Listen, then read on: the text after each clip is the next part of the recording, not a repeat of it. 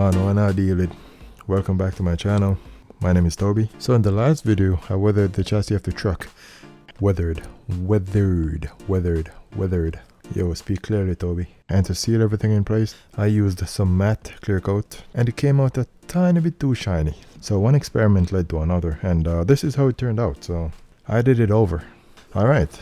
So today, I'm going to be attaching the wheels to the chassis of the truck. But before I do that, I just wanted to show you how I make fake rivets and bolts on the chassis or the cab or wherever you want to put them. I started out by cutting off a few pieces of this 1mm styrene rod with an X-Acto blade, and the cuts were like 0.5 millimeter thick.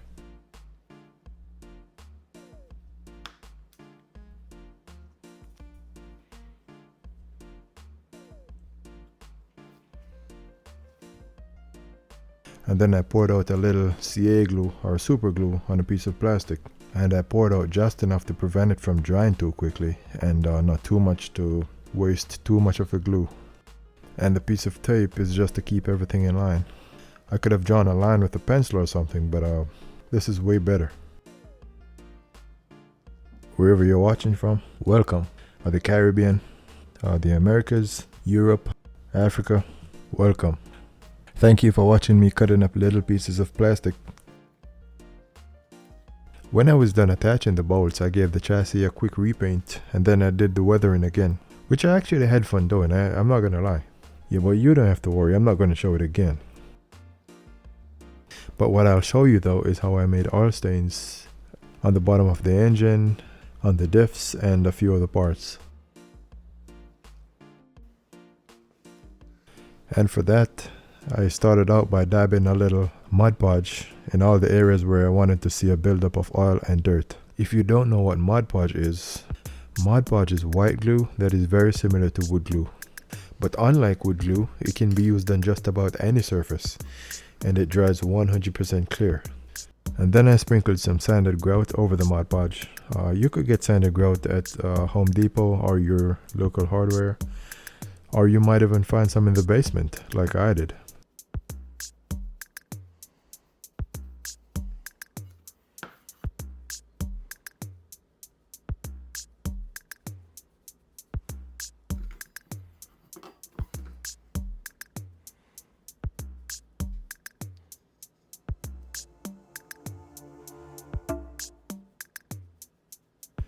I then waited a few minutes for it to dry, then I shook off the excess, and then I went over it with some brown paint that looks like dirt, using the airbrush.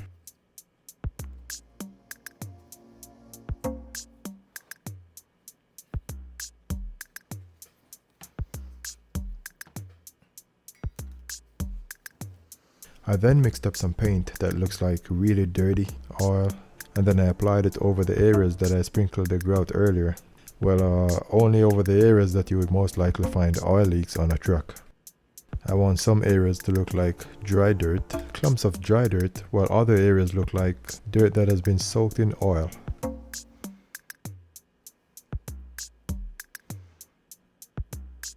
Can't wait for the machine done so I can let it go down Winston Jones highway. Nah, stop drive until me reach me up in Clarendon. Go link up my mechanic brethren when name Andrew. Don't know nobody from me up in name Andrew, just chat me a chat. I so when me come back up Melrose Hill, you know. War. No N14 boy can't hold me. No X15 boy can't hold me. No Cat boy can't hold me. No D-Track boy can't hold me. No Series 60 can't hold me. No DD15 can't hold me either.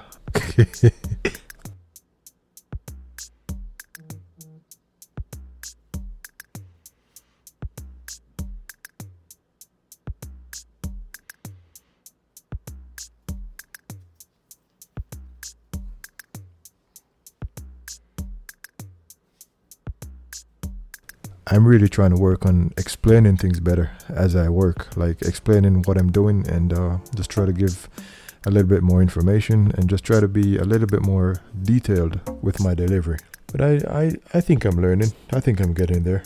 Maybe.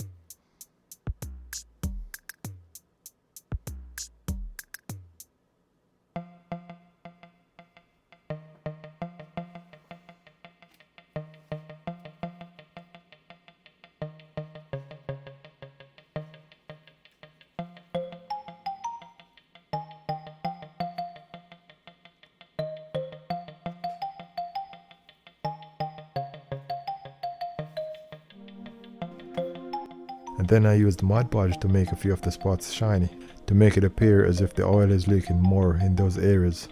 Mod Podge is not just a glue but also a sealer, so it can be used to seal things into place, not just to hold things together.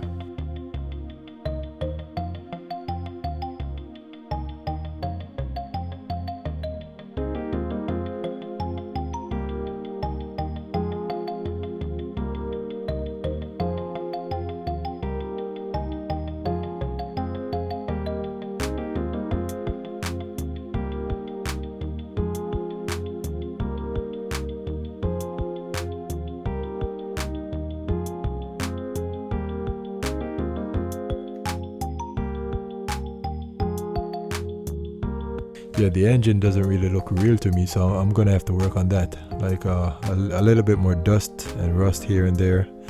And the exhaust manifold and the turbocharger, they're a little bit too shiny, so I'm gonna have to fix that.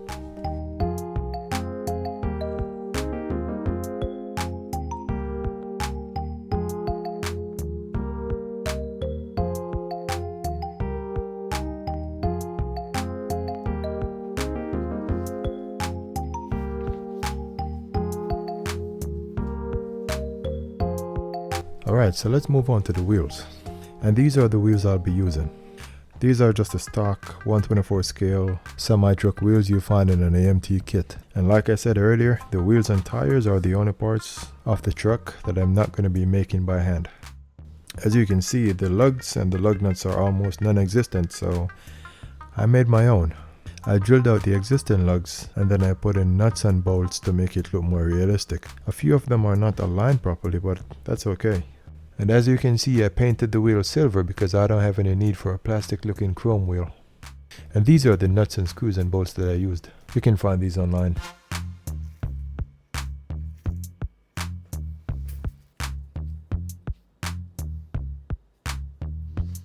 For the dirt on the walls of the tire, I diluted some brown paint and then I brushed it on.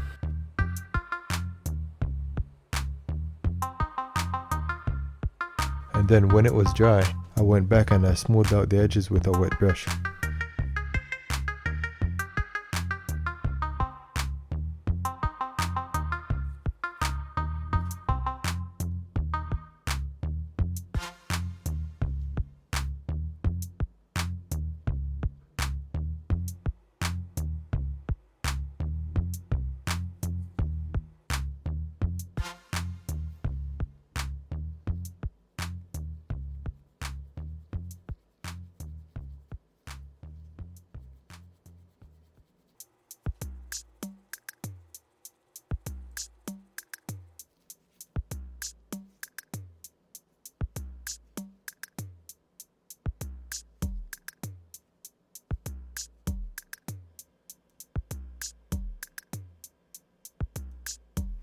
The first thing I did to the wheels was to wash them with a coat of brown, the same brown that I used on the tires and underneath the chassis.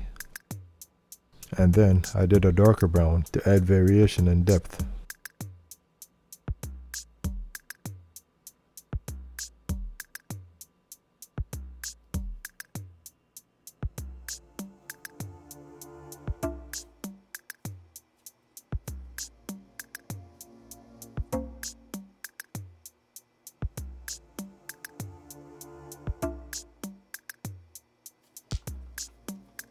And then I used black to make darker details and just to outline the lug nuts.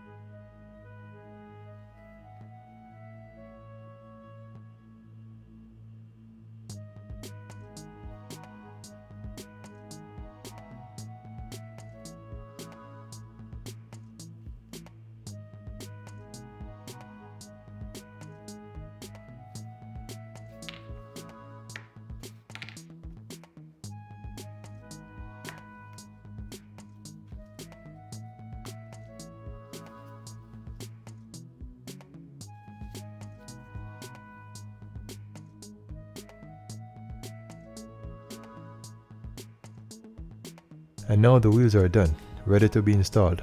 But before I do that, I have one little thing to do. One little thing. I gotta make air hoses for the brake chambers.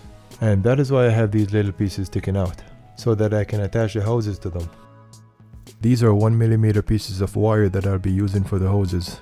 And this is really not the ideal kind of wire to be using because of its rigidity, but this is what I have right now. But they work, they actually work.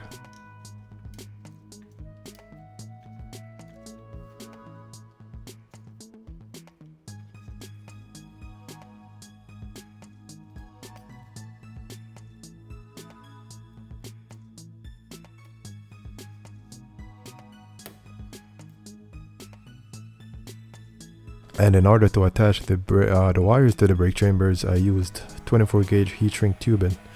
You could find this at Home Depot or your local hardware or electronics store or online.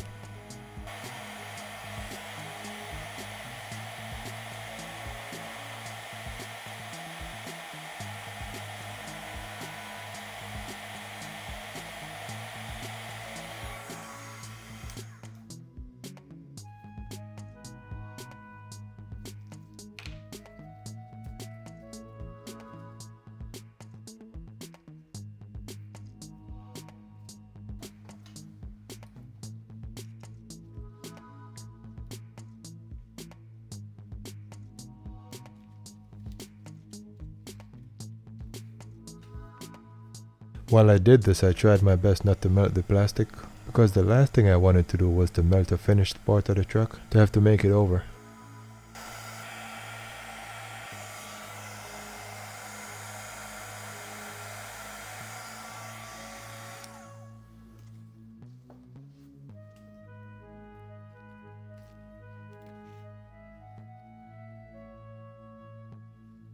And there they are. Yeah, they look a little bit unrealistic and toy-like, but that is gonna change when I weather them to make them look dirty. And as you can tell, the ends of the hoses don't actually go anywhere. All I did was to glue them to the inside corner of this cross member, to give the illusion that they're connected to something. And so now it's actually time to put the wheels on. And just in case you didn't know, the axles are actually nails, so the diff doesn't have any functionality whatsoever. This is just a simple little plastic model, just in case you're wondering. In order to connect the inner wheels to the axles, I used super glue, and then to connect the outer wheels to the inner wheels, I used MEK. You'll get to see that in a minute.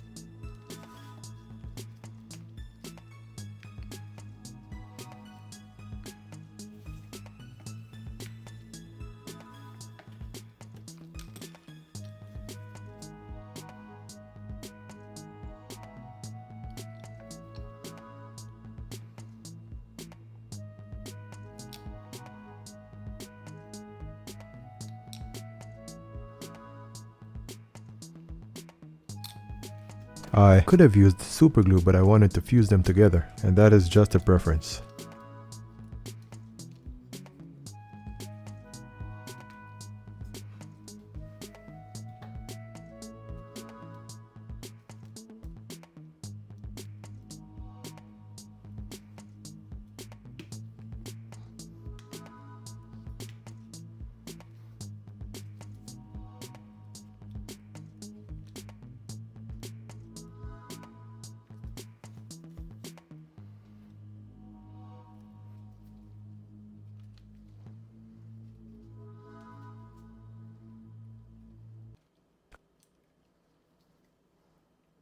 When I bought the wheels, I got these center pieces to lock the front wheels into place. So after cutting the front axles down to the right length, I put the wheels on and then I glued the center pieces into place.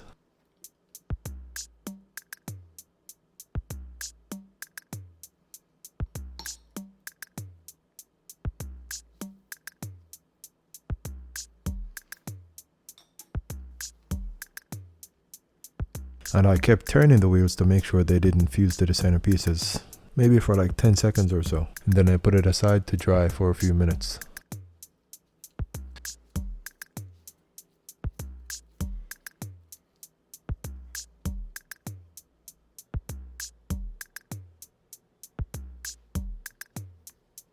And there it is, finally the wheels are attached. It is finally starting to come together. This project has been sitting down for months, and let me tell you, I've been wanting to see the wheels go on for a very long time, finally. So soon enough I'll be able to take this thing around the block. I'm really gonna have to be watching out for the bike riders and the cyclists. Yo, these guys are crazy. I mean, I'm a bike rider myself, but I don't ride as if I have a death wish. Whether you drive a car, a truck, or you ride a bike, just try to be careful out there. Don't drive just for yourself, but consider other people.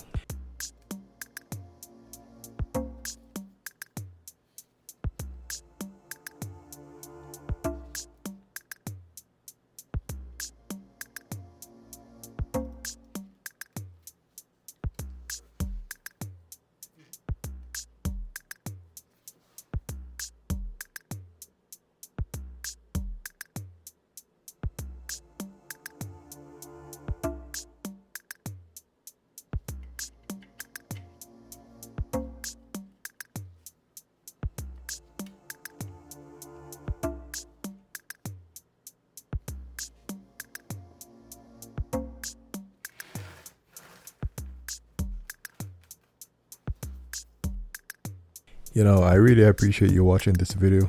If you've made it this far, thank you very much. Please feel free to like, share, subscribe. Please stick around for the upcoming video. I'm going to be working on the cab and the hood of the truck and try to get them done. Until next time, I'm Toby. Take care.